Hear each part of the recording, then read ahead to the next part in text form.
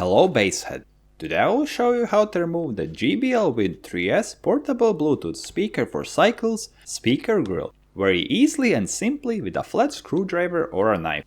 I'm often asked if removing the speaker cover like this affects the waterproof capabilities of the speaker. I can safely say that a cloth strainer cannot protect it. Even without the speaker grill, it can be safely put in the water. There is also no need to worry, and this mesh can easily be put back on. And Grandma will not know that you have already spoiled her gift. But for now, turn up the music and let's put the bass and water to the test.